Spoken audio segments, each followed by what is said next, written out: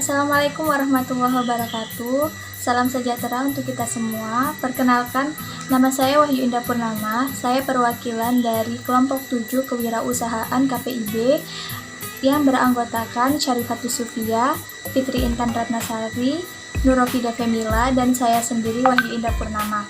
Di sini kami akan menjelaskan tentang operation plan, regulatory issues, dan perencanaan fasilitas. Yang pertama aku bakalan jelasin apa sih operation plan itu. Operation plan adalah bagian dari rencana operasional bisnis yang menjelaskan tentang bagaimana sebuah pekerjaan itu dilakukan, alur kerja awal hingga akhir itu bagaimana, serta sumber daya apa saja yang dipakai di dalam proses suatu bisnis tersebut. Baik, saya akan melanjutkan penjelasan mengenai tujuan operation plan.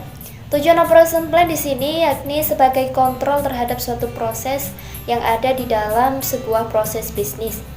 Kemudian yang kedua ada peran operational plan, yakni peran operational plan dalam proses bisnis adalah memberi gambaran jelas kepada seluruh pelaku bisnis yang terlibat tentang informasi dari proses bisnis tersebut. Informasi dapat berupa kondisi suatu proses bisnis, sumber daya, tujuan, tanggung jawab setiap orang terlibat dalam langkah-langkah yang diambil. Regulatory issues adalah masalah peraturan dalam sebuah perusahaan atau pemetaan isu-isu di suatu perusahaan. Pemetaan isu-isu hukum di suatu perusahaan ada dua, yaitu internal legal issues dan external legal issues. Internal legal issues ada 5. Yang pertama ada tenaga kerja. Tenaga kerja yang perlu dicermati adalah seperti perjanjian kerja, peraturan perusahaan, dan semua peraturan perundang-undangan ketenagakerjaan yang harus dilaksanakan oleh perusahaan. Yang kedua ada masalah permodalan.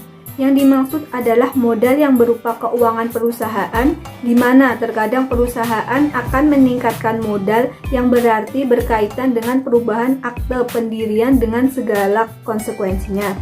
Yang ketiga ada masalah pengadaan bahan baku.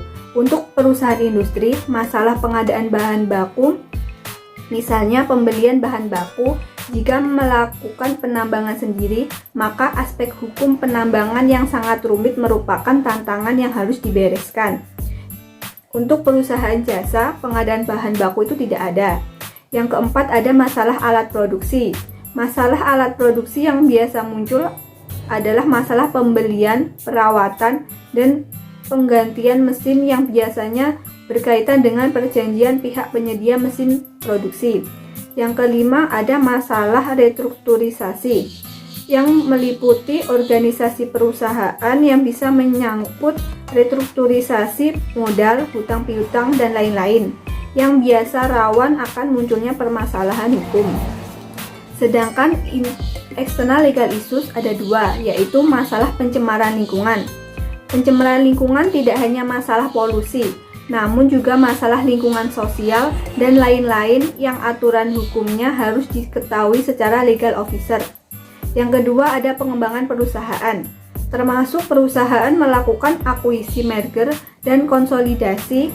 Ini semua akan membutuhkan aspek hukum yang tidak sederhana dan rawan menimbulkan permasalahan hukum. Perencanaan fasilitas merupakan suatu kegiatan perusahaan sebelum perusahaan itu beroperasi. Perencanaan fasilitas digunakan untuk menentukan aset, bagaimana aset itu digunakan dengan baik untuk menunjang kebutuhan perusahaan yang masa yang akan datang atau selanjutnya.